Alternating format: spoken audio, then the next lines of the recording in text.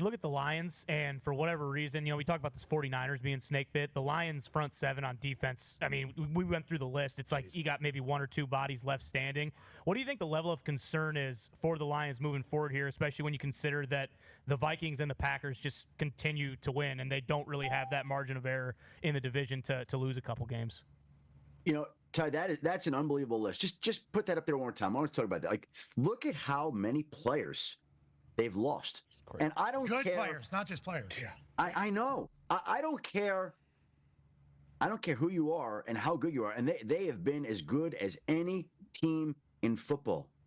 It gets to a certain point where you just have a hard time replacing these guys. And, I mean, to me, they're at a little bit of a breaking point here. And this defense it's going to struggle to be as good as it was. The pressure's going to be now on Aaron Glenn. The pressure's going to be on the offense because they're going to have to score more. You can't keep losing good players and think that everything is just going to keep going the way that it has. Like, they signed Quan Alexander on Friday.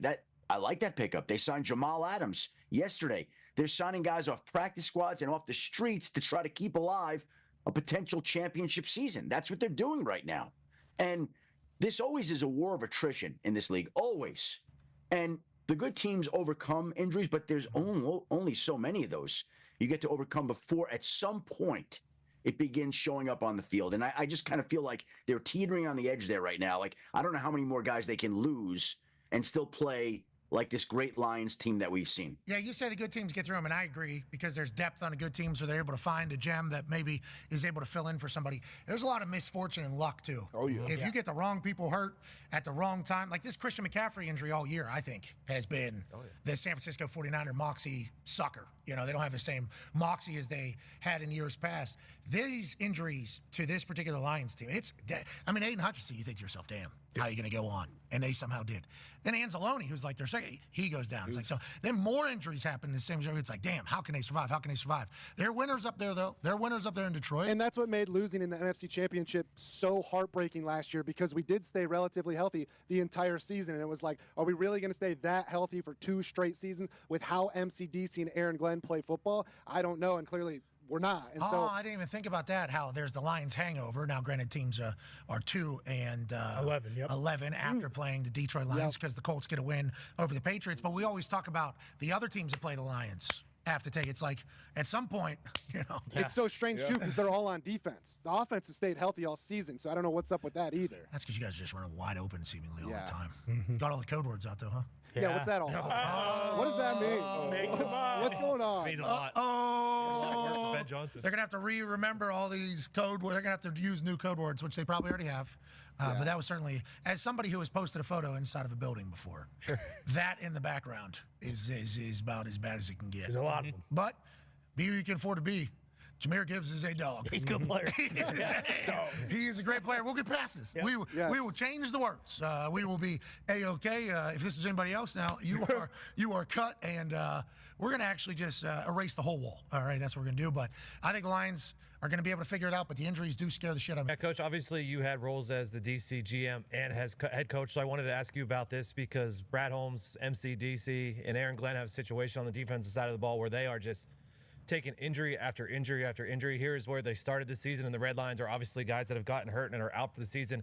As those roles, like is Aaron Glenn, is he doing stuff defensively, schematically differently now because guys are out? What is Brad Holmes doing? What's Coach Dan Campbell doing for the team? What's the situation here when you've got a great team that is just banged up on the defense side of the ball? Right. Well, I think that the Lions, again, whether that's Coach Campbell or Brad Holmes or whoever it is, have certainly tried to address the pass rush situation, and I think that needs to be addressed. They don't get very much pressure on the quarterback. A lot of the sacks that they do get are because the quarterback holds the ball for an extended period of time, and they've gotten a lot of sacks in the fourth quarter when they've been ahead, in obvious passing situations. In spite of the fact that they're statistically a very good third down team, I think that's going to be an issue for them against the better teams that they play, like it was in the first half of the Houston game where they were down by whatever it was, 2 touchdowns just at halftime. So I think those are the issues that they're looking at defensively, pass rush, and how much man-to-man coverage they can actually play. I think Branch has had a fantastic year.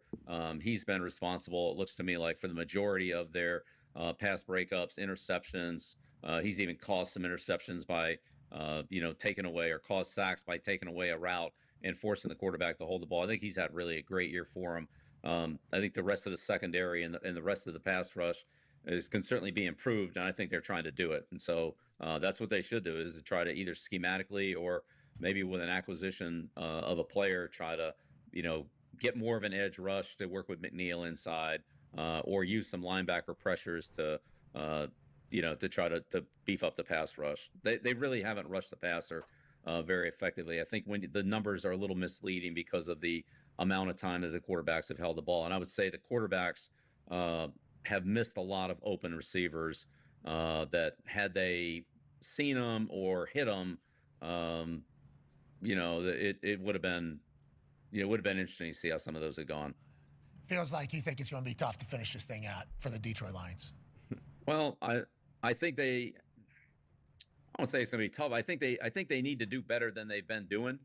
I think they've gotten away with some things, and it looks good now. I just don't know if it's going to last against really good passing teams, playoff or quarterbacks, and it can extend plays a little bit. Like I said, they got into a lot of trouble against Houston, and I know they ended up winning that game, but still, it wasn't all about the interceptions. It was about, defensively, some of the things that they gave up, and I just worry when they get against a good offensive team. If Love has a good day, if Darnold has a good day, which I didn't think really either one of them did, what that would look like. Lions Packers Thursday night. Now they can outscore people, and look, if they have to win 42-41, they're probably capable of doing that. All right, so let me break this down a little bit. This is some great commentary by not only Belichick, but Schefter and of course, Pat McAfee and Foxy. Love Foxy. Listen, the Lions have lost 12 of 16 defensive players from the initial 53. Defensive front end players, front seven. You're talking linebackers, defensive ends, and defensive linemen. 12 of 16. That means only 25% of the original cast is still on this team or healthy right now. And we're talking about players like Ben Nyman and Trevor Nowatzki, and Jack Campbell, Ali McNeil, DJ Reader. That's who the Lions have right now. And it's not enough. I get it. It's not enough. Schefter, said that the Lions, are kind of at a break point right now. And I believe that the Lions have been at this break point now for about 5 weeks. And I'm not trying to bring the doom and gloom. I just want to break down this video and kind of give you guys an idea of what I'm thinking here. Is the balance of the season on Ben Johnson's shoulders? That's a great question. That's a really great question. Does this offense have to score a lot more for the Lions to win the balance of the regular season and into the postseason? I would say it's possible. I would say that there's a great possibility, as long as this Lions team can get back to scoring 30 plus, that we can do it with just the offense. If the defense is going to give up 25, 30 points a game, we know that we have an offense that stays healthy, can put up 35, 40 points a game, 50 points a game. That's what they're going to have to try to do. Ben Johnson is going to have to get back to being unique and being the mixologist that we know and love. Staying with the defense here, though, and saying that, good teams overcome injuries. Well, the Lions are one of the best teams of all time then, because of what they have overcome defensively with injuries this season is nothing short of a miracle. And I mean, they thought that this season was done, that the minute, a lot of Lions fans, and not everybody, that the minute Aiden went down. And then, we lost Davenport a couple of weeks before that. And then since Aiden, it's just been every other week, it's been a big name, or a couple of names, every other week. But the Lions have held strong. We have not dropped a game since week 2 of this season. And there's a reason for that, and it's called coaching. It's called preparation. It's called development. It's called drafting very well and having the type of players on your team for multiple seasons that know the scheme.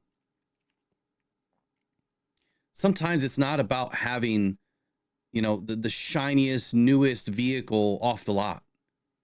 Sometimes it's about having that dog of a car that's a little bit rusty, but it's got that engine that is just built to the hilt. You know what I'm talking about? The sleepers. And that's what the Lions have been. We've been sleepers. We got guys on this team that are ready to go because they know the scheme. And if injury's showing up on the field, Schefter mentions that at some point it's going to show up on the field, and it has. the second half of this last Bears game, it really started to fall apart. I feel that it was in part to the Lions losing some confidence. They lost a lot of players. 4, 5, 6 guys go down in that game, and guys just start dropping like flies. And of course, you're going to lose some confidence. It's not expected of this Lions team, but I feel that's what happened. 7 won the ticket, but Pat McAfee also was joking about the Lions giving up all their code words, and what Jahmyr Gibbs had did just the other day with posting a photo with the whiteboard that had all the code words for the running back protections. Now, Dan Campbell was asked about the photo on Saturday by one of the beat reporters, and he was totally unaware of the situation. Matter of fact, he said, "I didn't know that. Yeah, I need to check on that then. Did not know that. Yeah, I'd rather our stuff not be out there." It seemed genuine, and nothing really came of it. The guys policed themselves in the locker room, and when Dan Campbell came on 97 won the ticket, he said, "Yes, because he got on social media, I'm not going to play him anymore. We're fine. As a matter of fact, I joked with him about it yesterday. I messed with him, so it's good. I'm not even worried about it." Part of me wants to believe that this is just all part of the Lions' ploy. It's just part of the game. They're throwing stuff out there to get, these other teams to think too much. And when you start to think too much, you can't react. And if you're thinking that what the Lions' protections are, and we start utilizing those code words, probably going to screw somebody up.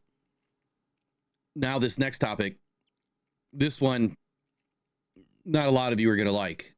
And this is based off comments, not only that I've seen in my own channel, but that I've seen on Reddit, and I've seen on other people's, YouTubes, and whether it's Pat McAfee or anybody else, Rich Eisen, Colin Cowherd, you name it.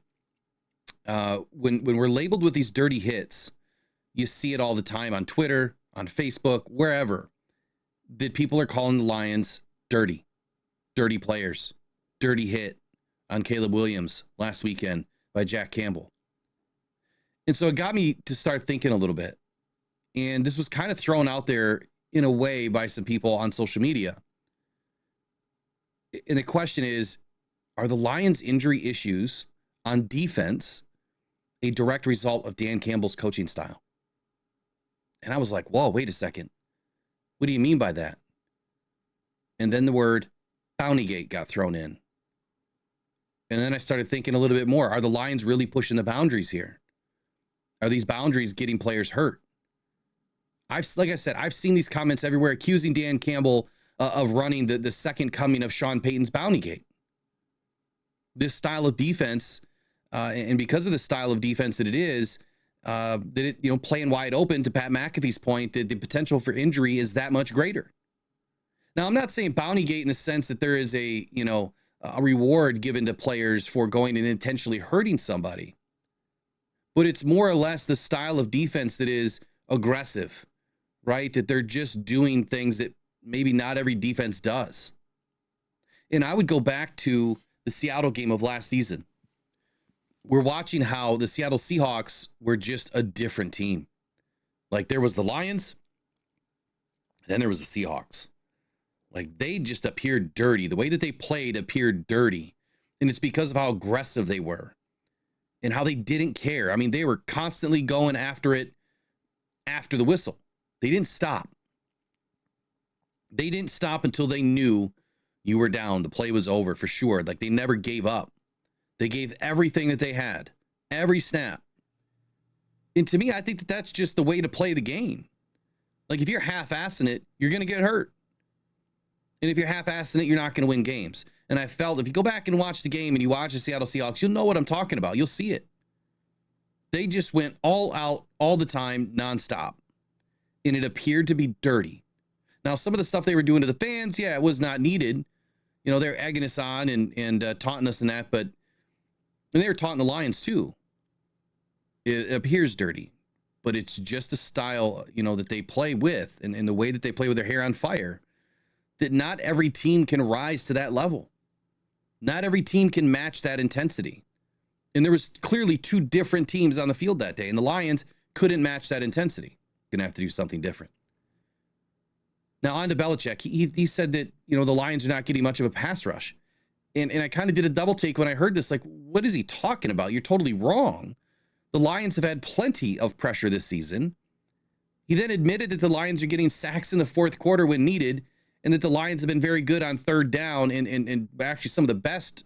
The Lions have been one of the best teams on third down and in the red zone. And some of these keys to the defense will change unless addressed by the pass rush. I don't agree. We've been the same team all season. And if anything, we've been getting better when we've had the star pass rushers out of the game. He says that Brian Branch is causing quarterbacks to hold the ball by eliminating routes. And isn't that the whole idea? And he's saying that, our defense is having success when Brian Branch does that. That's the whole point of being a defensive back. You want to eliminate a route. You want to shut down your assignment. You want to make the quarterback hold the ball a little bit so your edge rushers, your interior linemen, your linebackers, somebody can get home. Or at least cause a deflection or, a TFL, do something to help the play. And getting sacks because your DBs are forcing the quarterback to hold the ball? I mean, really, Belichick? Really? That's exactly what defenses are supposed to do. He mentions using the linebackers to get a rush. That's a great point. I think the Lions haven't done this enough. And I think that it is something that is probably coming. But at the same time, the Lions are now down to Ben Nyman, Jack Campbell, and Trevor Nowaski. Jack is probably the clear-cut, guy that can rush the quarterback.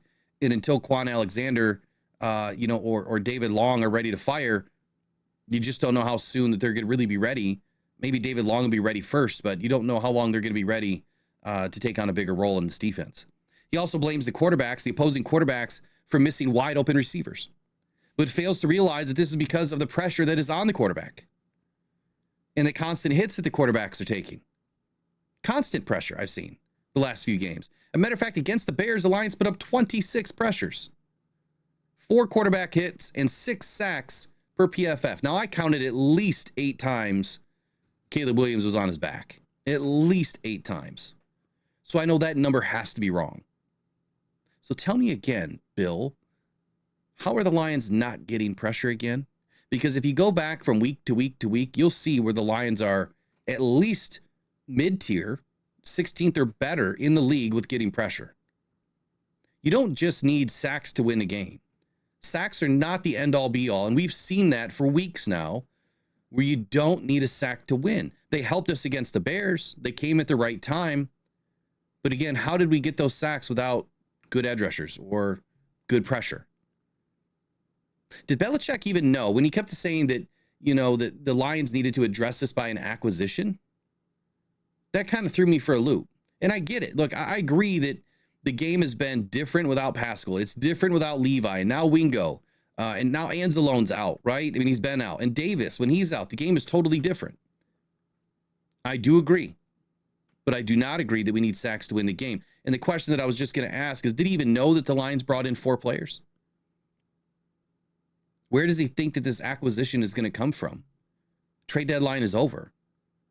The Lions only have 2 options, practice squad and couch. That's it. He should know that. He's a coach for how many seasons? 20 plus seasons? He should know. At the end of the day, here's what I see. I see the Lions changing the scheme a little bit. I see us bringing home, a more standard look to this defense. I think that they're going to alleviate some of the headaches on this defense that make it so difficult to operate for some of the newer players, right? It's really difficult for offenses to decipher. But I still believe this defense is going to be able to do enough to help the offense win games. And that's right. I think that it's going to be more of an offensive style of a game for the Lions. They're not going to be able to rely on the defense as much as they have been over the last several weeks, which I think that the offense has been doing it, week in and week out. There's only been a couple of games that we struggled a little bit offensively, but now I think the Lions have to kick it into gear and they can't hold back at all on anything. Belichick also doesn't believe or think that it'll be too tough for the Lions to finish, but it's going to be tougher against good teams. I mean, I think that's just football 101, right? Hell, maybe on defense, we're just going to go 0 blitz all the time. I don't know. Completely sell out, right? Just completely sell out, rattle the quarterback, create a buzz, create some turnovers. Whatever happens, happens. But the Lions are going to continue to play hard. They're a very well-coached team. We're not giving up. There is no quit. Let's go Lions. We'll see you in the next one. Take care. Bye-bye.